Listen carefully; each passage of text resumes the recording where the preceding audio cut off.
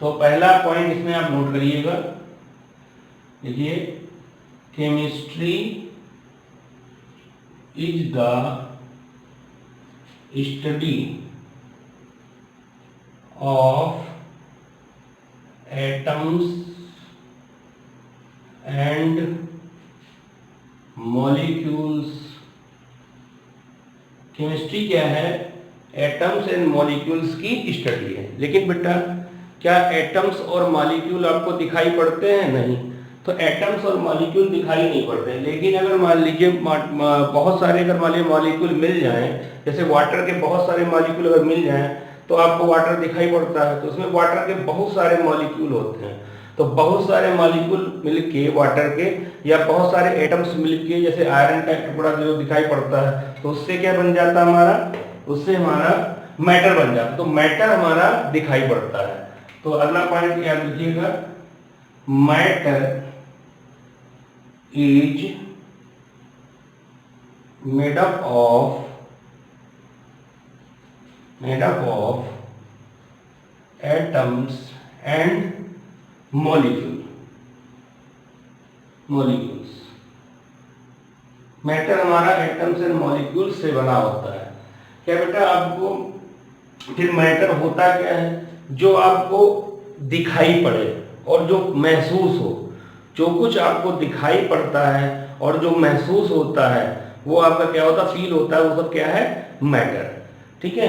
तो मैटर के बारे में अगर बात करें तो मैटर आपका वो होता है विच occupy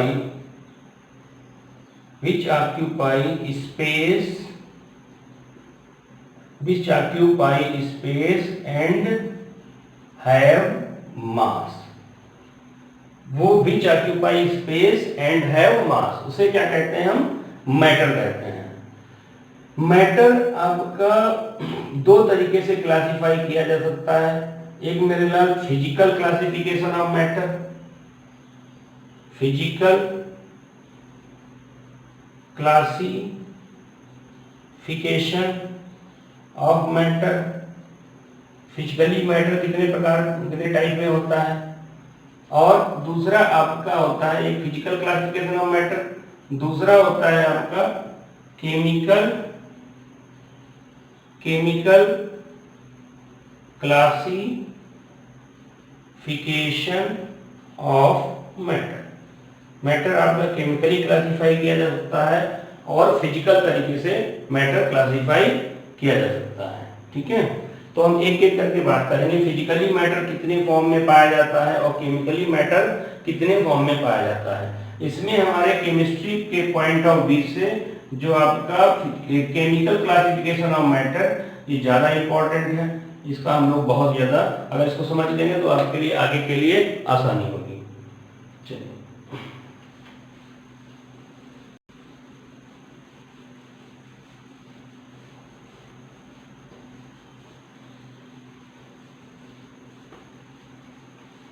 तो हम लोग फिजिकल क्लासिफिकेशन ऑफ मैटर की बात करते हैं।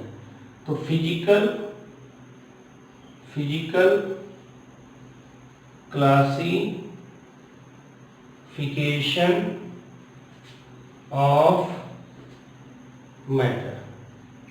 तो मैटर बेसिकली बेटा वैसे तो बहुत सारे टाइप में, लगभग 16 टाइप में क्लासिफाई किया जा सकता है, लेकिन हमारा ज़्यादा इंपॉर्टेंट कुछ ही है। जैसे इसमें मैटर जो होता है, जो हमारे एनसीईआरटी में 3 फॉर्म मैटर की दे रखी है फिजिकली। मैटर आपका बेटा सॉलिड हो सकता है, मैटर आपका बेटा लिक्विड हो सकता है, मैटर आपका बेटा गैस हो सकता है। तो ये तो आपकी 3 हो गई स्टेट जो हमारी एनसीईआरटी में मेंशन है। लेकिन बेटा इसके अलावा 2 स्टेट मैटर की और फेमस हैं। उसमें से एक होती है मेरे नाम बोस आइंस्टीन कंडेंसेट। ये इसमें ये हमारे इंडिया के एक साइंटिस्ट हैं, उन्हीं के नाम से वर्ड लिया गया है, सत्येंद्र नाथ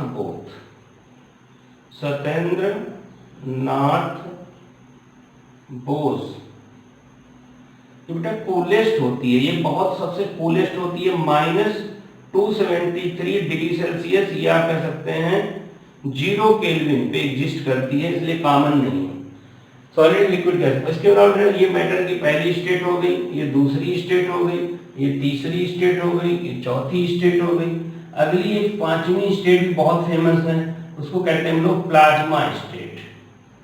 प्लाज्मा, इसे यहां बढ़ा के लिख देना बेटा, इसको क्या कहते हैं हम लोग? Plasma state. तो ये प्लाज्मा स्टेट हो गई। तो मैटर की इतनी स्टेट होती हैं, बहुत सारे स्टेट कंडस्टेंट। ये बेटा जो प्लाज्मा स्टेट होती है, ये हमारे यूनिवर्स जो ब्रह्मांड की मोस्ट कॉमन स्टेट है, ठीक है, मोस्ट कॉमन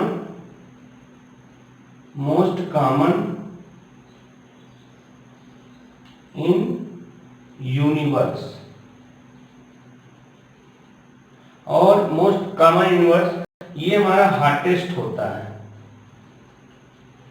हॉटेस्ट जो होती है। इसका एग्जाम्पल की बात अगर करें, तो सन आपका प्लाज्मा स्टेट में होता है। और जितने भी स्टार्स होते हैं जो जल रहे हैं, बहुत ज्यादा एनर्जी दे रहे हैं, उनमें क्या होता है? बहुत हाई टेम्परेचर होता है, ये आपके प्लाज्मा स्टेट में ही होते हैं। क्लियर? फिर उसके बाद अगर हम बात करें तो इसमें ये इतना हो गया, तो इसमें लेफ्ट ये 5 स्टेट होती हैं इसमें सॉलिड। अब सॉलिड को भी अगर मान लीजिए क्लासीफाई करें तो हमारे 2 तरीके से सॉलिड स्टेट को भी क्लासीफाई कर सकते हो। तो उसमें सॉलिड में भी 2 स्टेट होती हैं। एक तो सॉलिड स्टेट आपका 12th का पहला चैप्टर है, उसमें बेसिकली क्लासीफाई किया गया है। एक सॉलिड भी 2 तरीके के होते हैं, एक एमार्फस सॉलिड,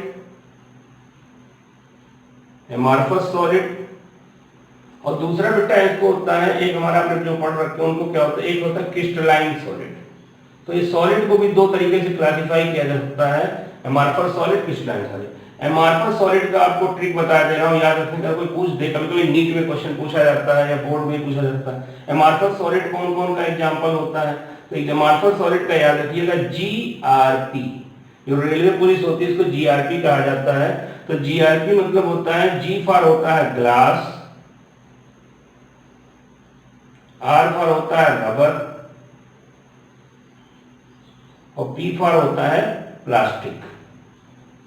तो ये हमारे एमार्फस सॉलिड होते हैं। और बाकी इसका तो मेटल्स और आयनिक कंपाउंड, ये हमारे किसमें आते हैं? मेटल्स और आयनिक कंपाउंड जो होते हैं, मेटल्स एंड आयनिक कंपाउंड्स, ये हमारे आते हैं इसमें, metals and ionic compound, short में लिख दिया हूं, मेटल्स एंड आयनिक कंपाउंड। ये हमारे जो होता है क्रिस्टलाइन सॉलिड, ये थोड़ा सा अंतर होता है, इसमें बहुत लेस ऑर्डर ऑफ अरेंजमेंट होता है, इसमें लॉन्ग ऑर्डर ऑफ अरेंजमेंट होता है। तो इस तरीके से, इतने तरीके से हम क्लासिफाई कर सकते हैं मैटर को, जिसमें ये कूलेस्ट स्टेट होगी, ये हॉटेस्ट स्टेट होगी। क्लियर? चलिए और थोड़ी जानकारी लेते हैं हम लोग।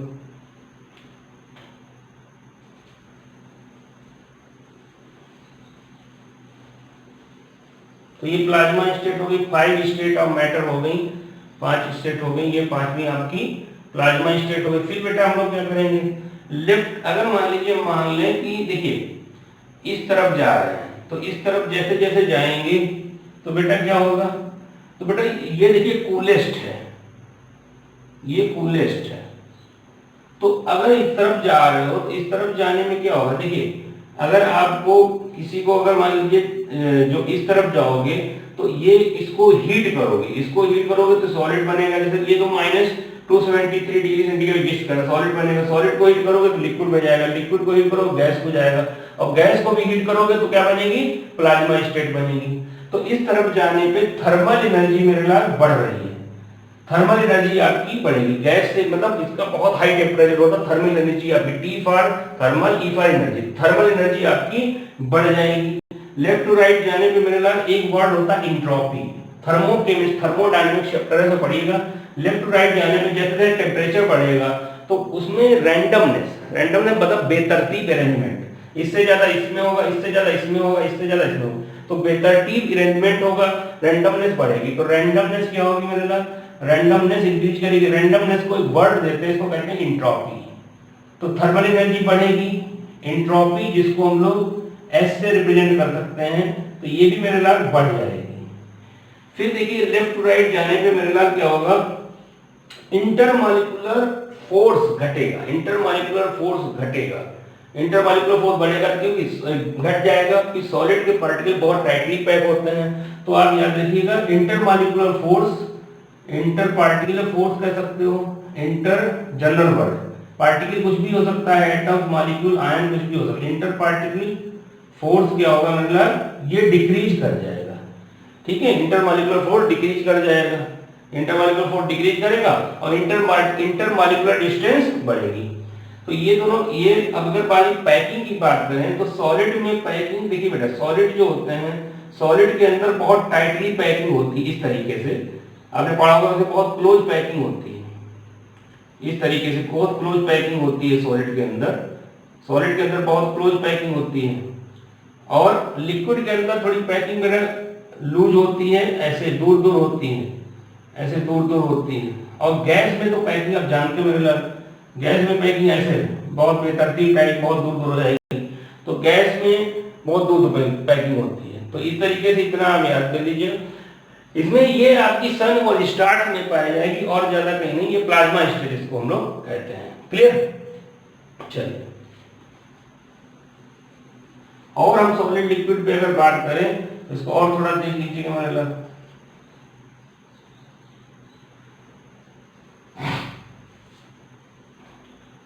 अगर मान लीजिए तो हम लोग सॉलिड लिक्विड की बात करें तो सॉलिड में पैकिंग बहुत ज्यादा होती है, तो बेसिकली जो हमारे मेटल्स, इनकी ज्यादा बात नहीं करेंगे, इतना कॉमन नहीं है। तो metals and ionic compounds, ionic compounds ये जनरली हमारे सॉलिड फॉर्म में होते हैं। लिक्विड में जनरली हमारे कोवेलेंट कंपाउंड पाए जाते हैं, कोवेलेंट कंपाउंड।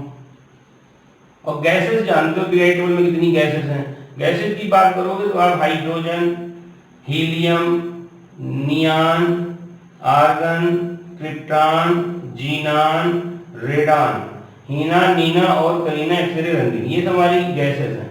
और कौन कौन है, नाइट्रोजन, ठीक है, फ्लोरीन, ऑक्सीजन, ये भी गैसेस हैं। तो और कौन कौन मिला, क्लोरीन, क्लोरीन आपकी गैस। तो कुल मिलाकर 11 गैसेस होती हैं पीरियोडिक टेबल में, 11 गैसेस हमारी होती हैं पीरियोडिक टेबल में, ठीक है। टोटल एलिमेंट कितने होते हैं, 118 एलिमेंट होते हैं, टोटल हमारे 118 एलिमेंट्स होते हैं पीरियोडिक टेबल में, ठीक है। तो सॉलिड लिक्विड में इसका क्लासिफिकेशन हो गया। सॉलिड में पैकिंग बहुत ज्यादा होती है, ठोस पैकिंग होती है, बहुत पास पास पैकिंग होती है, लिक्विड में थोड़ा दूर दूर होती है। सॉलिड में पार्टिकल्स मूव नहीं करते हैं, particles does not move, particles does not move but electron can move, लेकिन इलेक्ट्रॉन मूव कर सकते हैं। particles does not move but electron can move, therefore जो मेटल्स होते हैं वो कैसे होते हैं, कंडक्टर होते हैं। लिक्विड में पार्टिकल्स मूव करेंगे लेकिन मूव अराउंड, लेकिन गैस में तो कोई दोस्ती है ही नहीं, गैस को जितनी जगह मिल जाएगी उतनी जगह घेर लेती है। आप एक ड्रॉप अगर सेंट की शीशी एक कमरे में डाल दो पूरा कमरा महक जाता है, क्यों, गैस बन जाएगी, वो वोलेटाइल होता है, वोलेटाइल मतलब वेपर बनाता है, गैस बन जाती है पूरे कमरे में। गैस के अंदर एक आदत है फैलने की, जितना ही स्थान दे दो, जितना ही स्थान दे दो उतना घेर लेता है। गैस के अंदर फैलने की है, फैलने की क्षमता है, जितना स्थान मिलेगा उतना फैलेगा, जितना स्थान फैलेगा गैस का। ये पॉइंट बहुत इंपॉर्टेंट है, तो इसको आप हमारी तरफ से बहुत इंपॉर्टेंट टिक कर लीजिए। इसको हम लोग क्वेश्चन में हम लोग बहुत इसका यूज करते हैं, आप लोग अक्सर इसकी गलती करते हैं। तो गैस के अंदर फैलने की क्षमता बहुत ज्यादा होती है, गैस के अंदर फैलने की बहुत ज्यादा क्षमता होती है। इस पॉइंट को इसीलिए गैस का जो वॉल्यूम होता है हमेशा, volume of gas will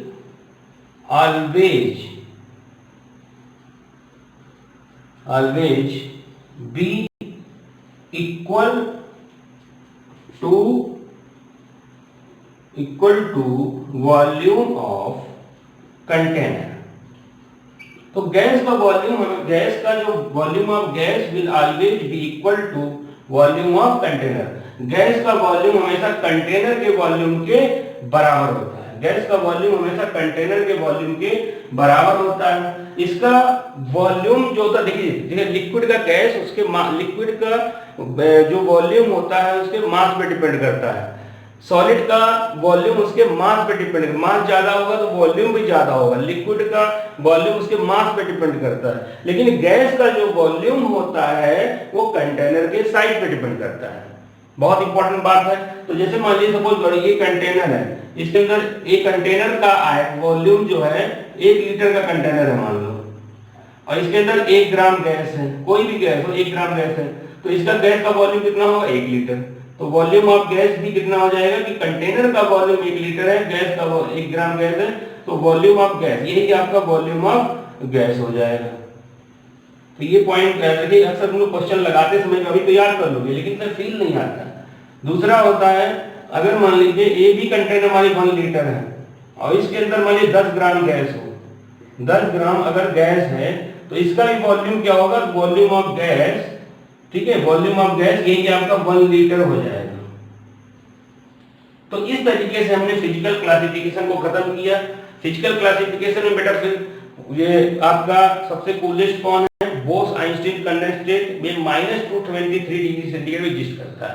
hottest कौन है, प्लाज्मा। ब्रह्मांड में जो यूनिवर्स में प्लाज्मा स्टेट सबसे ज्यादा पाई जाती है। तो अगला हम लोग चलते हैं chemical classification of matter. Chemical classification of matter.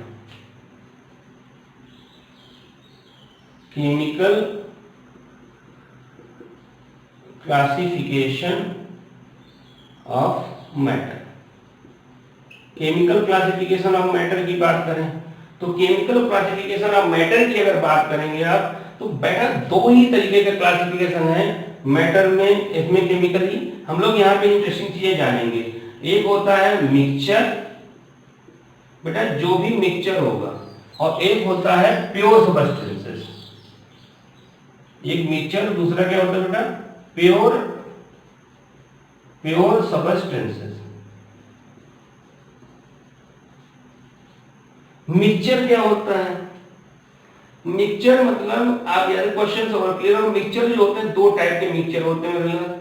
Mixture आपके कोई भी 2 चीजें मिला दो, कोई 2 चीजें मिला दो तो ये प्योर है, प्योर सबस्टेंसेस।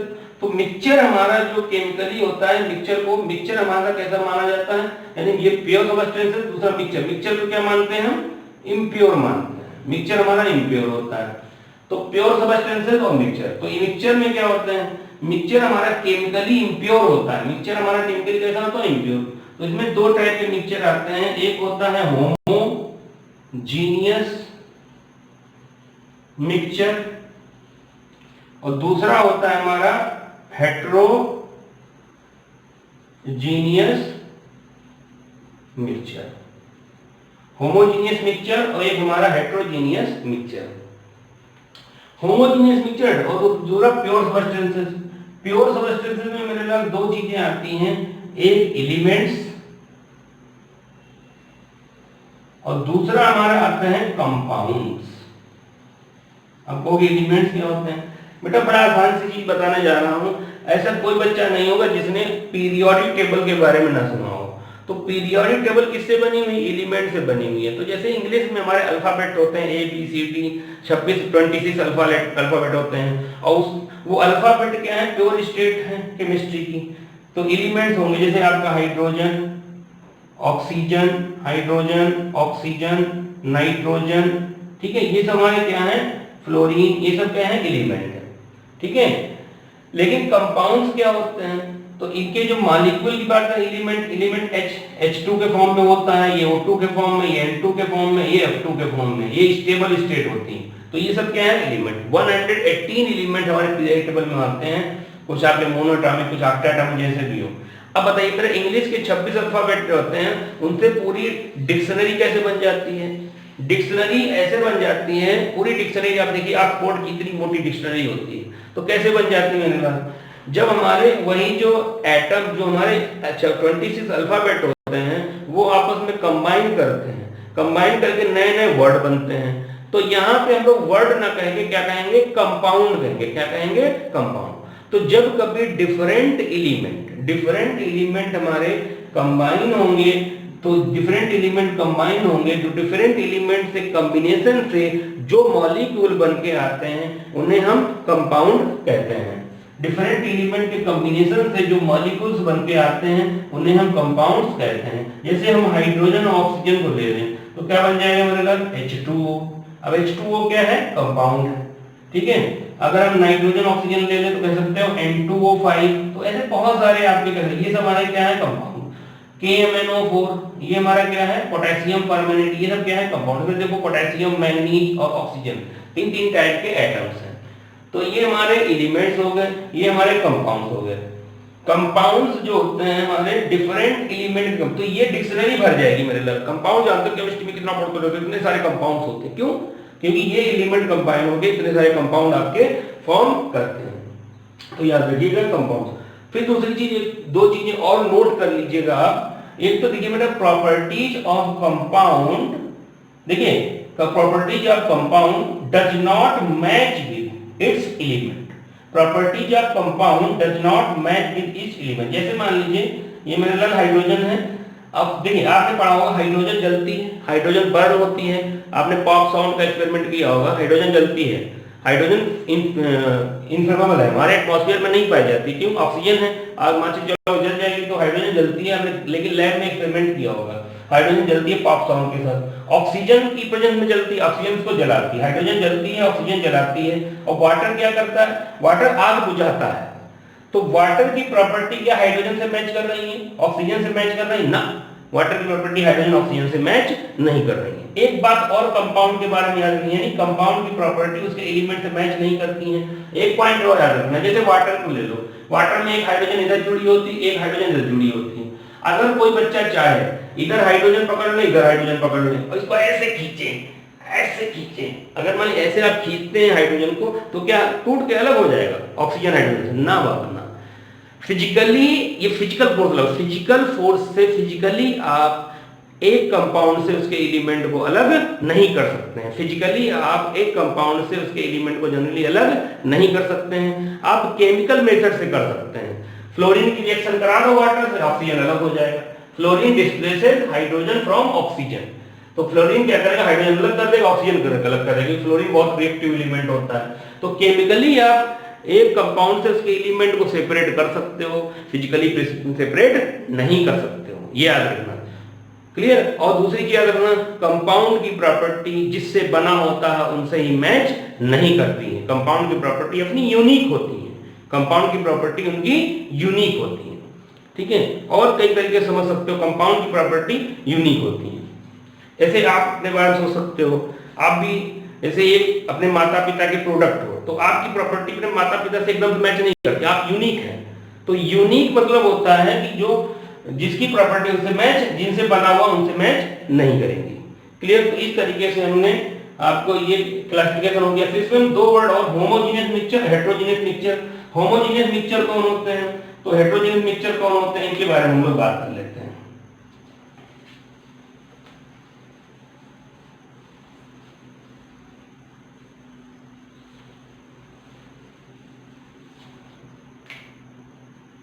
Homogeneous mixture.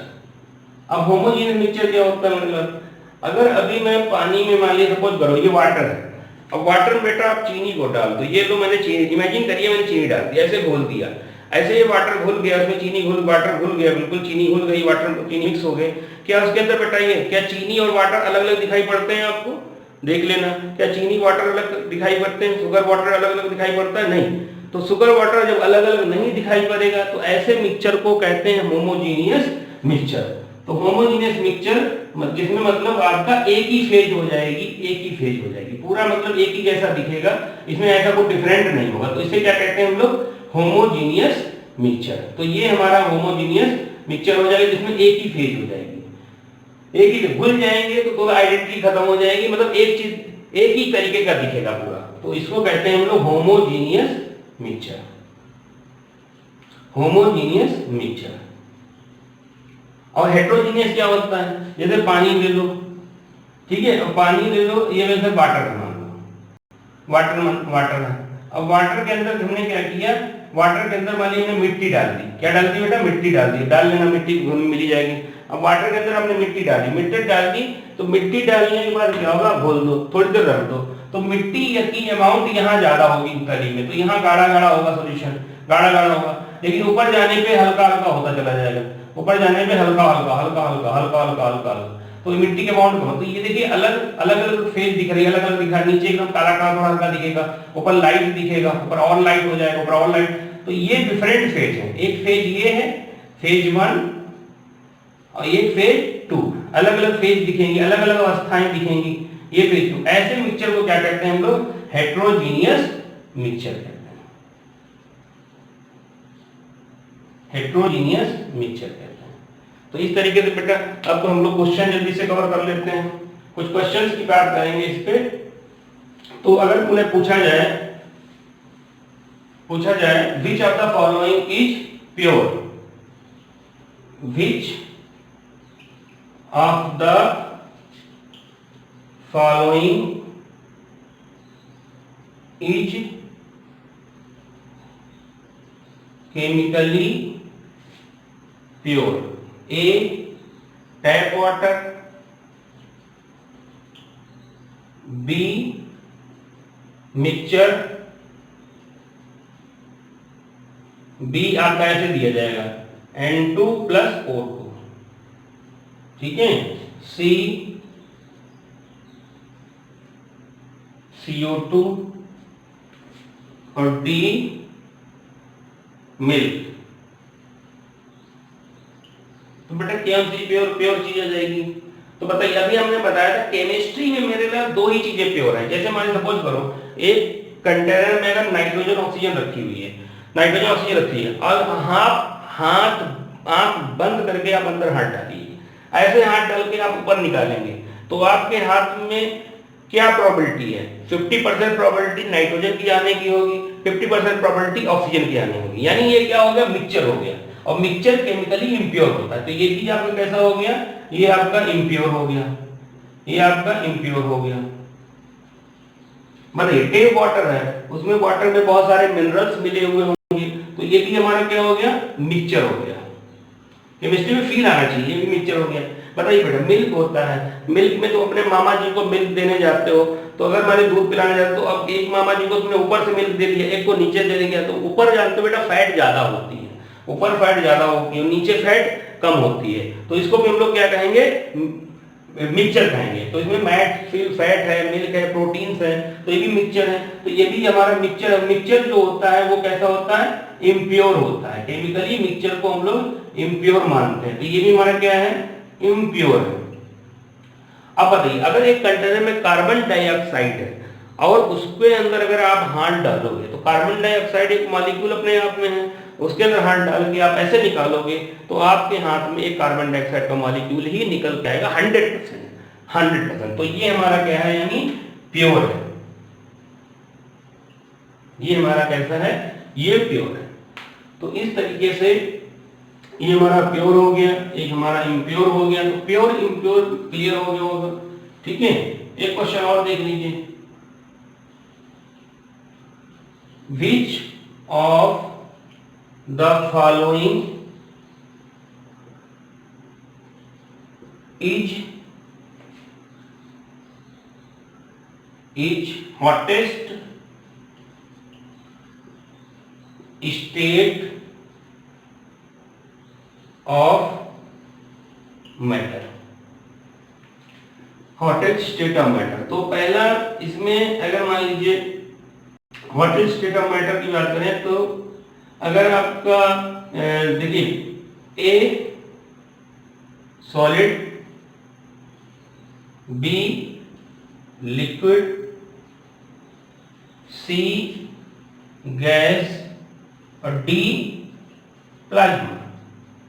तो बताइए बेटा कौन सी सबसे हॉटेस्ट स्टेट ऑफ मैटर होगी मेरे लिए? तो कौन सी देखते हो बेटा? सॉलिड को हीट करोगे तो लिक्विड में जाएगा, लिक्विड को हीट करोगे तो गैस में जाएगा। तो सबसे ज्यादा हॉटेस्ट स्टेट कौन सी होगी? प्लाज्मा स्टेट, ठीक है। सबसे ज्यादा हॉटेस्ट कौन सी होगी? Plasma state. ऐसे पूछ दिया जाए कूलेस्ट स्टेट ऑफ मैटर, या less thermal energy state of less thermal energy containing state of matter, तो उसमें कौन सी हो जाएगी, या लोएस्ट एंट्रोपी। तो याद रखना सबसे ज्यादा बोस सबसे कूलेस्ट जो होता है बोस आइंस्टीन कंडेंसर, तो इसमें आपकी क्वालियन स्टेट होगा। तो मैं सोचता हूँ आपको ये वीडियो पसंद आया होगा। अगर आप इसी तरीके से और वीडियो आप कल देखना चाहते हैं तो आप क्या करें, चैनल को सब्सक्राइब करें। ठीक है, थैंक्स फॉर वॉचिंग।